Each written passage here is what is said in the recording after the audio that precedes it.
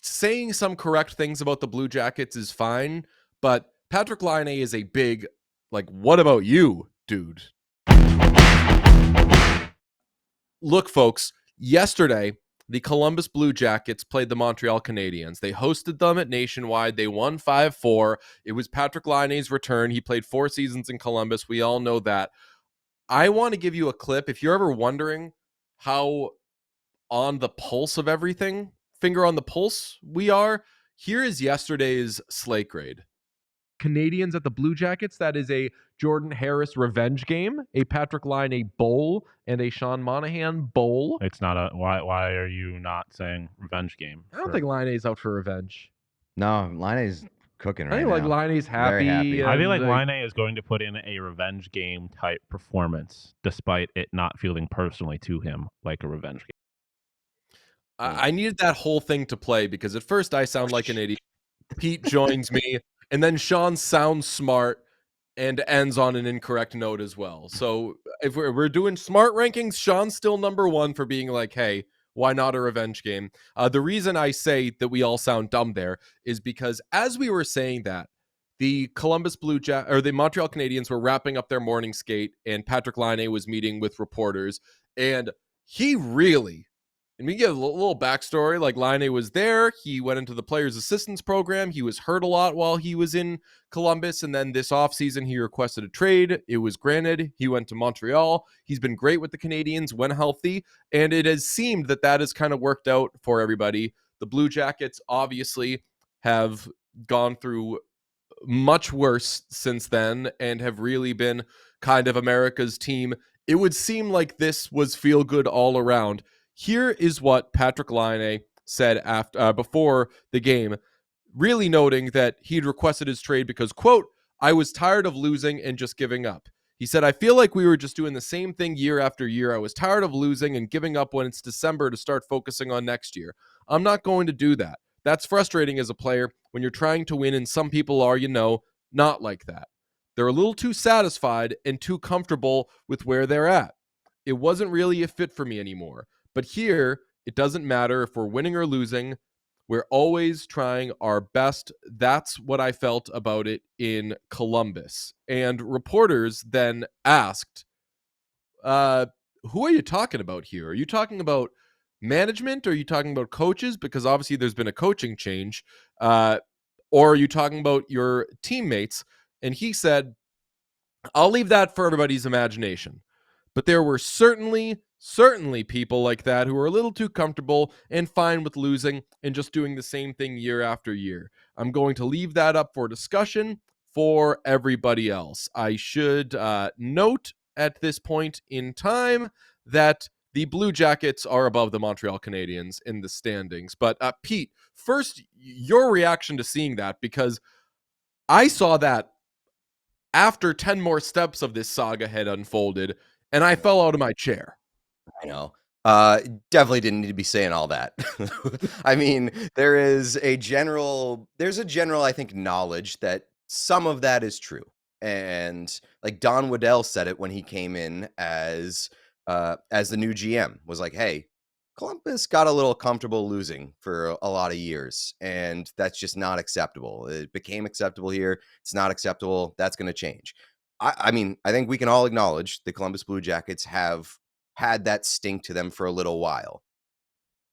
It doesn't need to be said by Laine in this situation, especially considering the role that Laine played in Columbus. And like, he wasn't a big part there. He played 4 seasons. That's even surprising to me, given like how uneventful his time in Columbus was. And I don't think that he needs to be going after the guys across the hallway in the other locker room and throwing them under the bus when he's already got his way out of Columbus. He's in Montreal. It's a situation that seems to be working. It just feels like that didn't need to be said.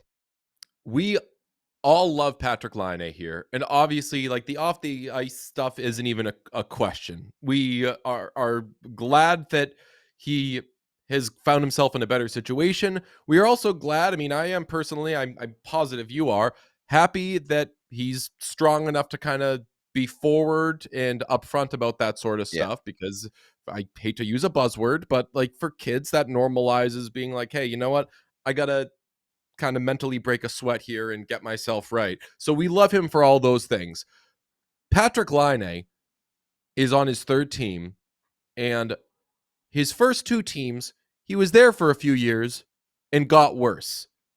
Gets there, makes some sort of good impression. I know that his first year, I want to say, was COVID-y. No, it was the next year. But anyway, he goes from 26 goals to 22 to last year, doesn't play much, 6 goals. Like, he kind of winds down in places. And I think saying some correct things about the Blue Jackets is fine, but Patrik Laine is a big, like, what about you, dude, guy. So he was maybe a little glass houses-y there. So it should be no surprise to anybody that the Blue Jackets were infuriated by this. They canceled his tribute video.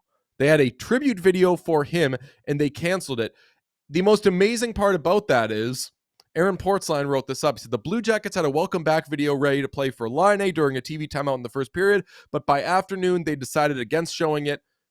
He adds, the last time that happened was when Ryan Johansson returned to Columbus after being traded to the Predators midway through the 2015-16 season. The best. The absolute best. By Portzline. Just a little crack of an opening to throw Ryan Johansson under the bus. Everybody's taking it every time. One more time. Let's just get in one. It's like, hey, people weren't being, Laine was not being cool here. It's the holidays. Let's be nice to each other.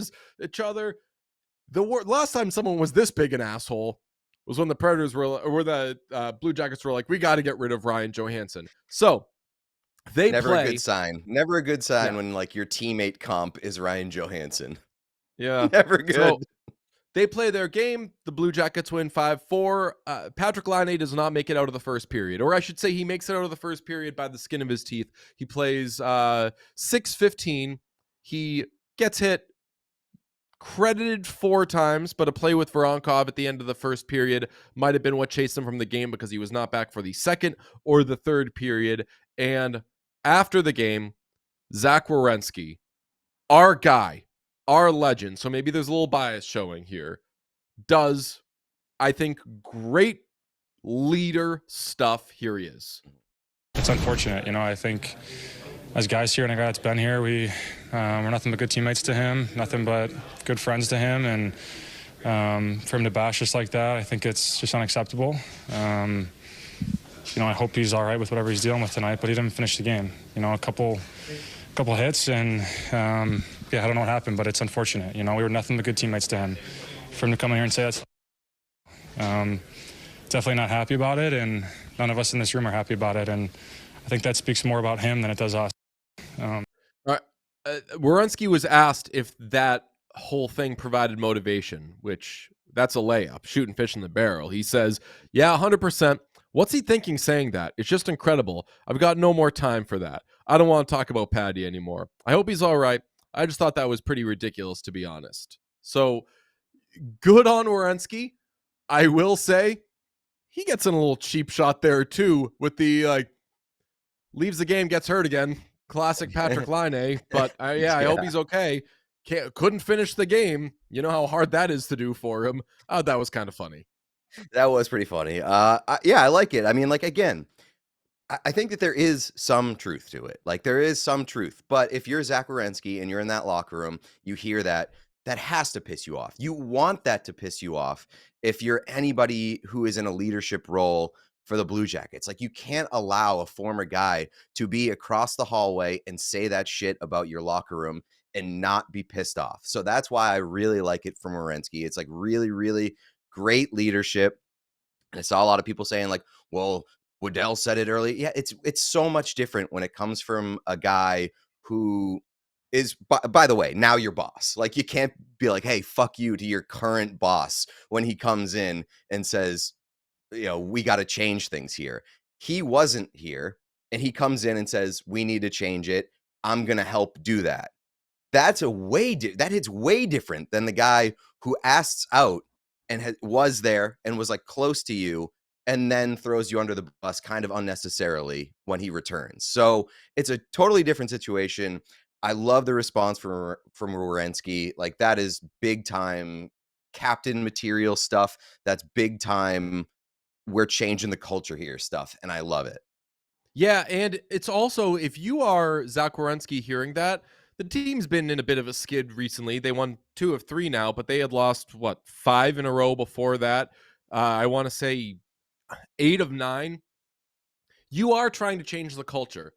Obviously, your team has been through a lot on the ice in recent years. Bad off the ice, taking out tragedy.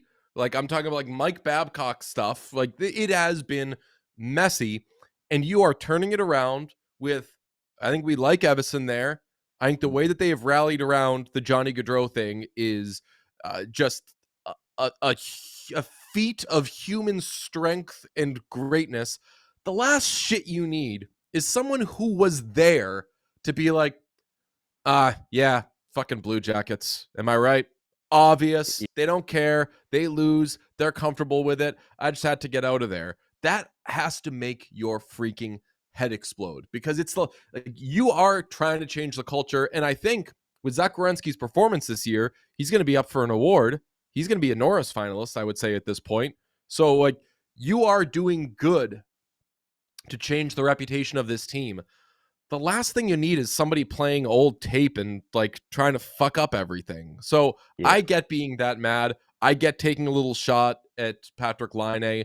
I say great behavior from Zach Werenski. I say spicy, fun for us behavior from Patrik Laine, but I don't know if he's the guy that should be saying that stuff, because it's just too easy to say, what about you, dude? Yeah, 100%. And I also think that like it means a little bit more when it comes from Werenski, who's not a guy who likes to talk, who's not a guy who likes to like put himself in front of the camera and say spicy quotes. He's typically like a pretty reserved, even-keeled guy. And I think it says a whole lot that he's that pissed off. That might be the most pissed off I've ever seen him in terms of an interview. I feel like it's also worth noting one of the goal scorers for the Canadians, or the Blue Jackets last night, first goal with the Blue Jackets, won Jordan Harris. Oh, true. Revenge game. See, we nailed it. Do you have that clip from the Slate Grade? I think we called that. We all silly like the mayor.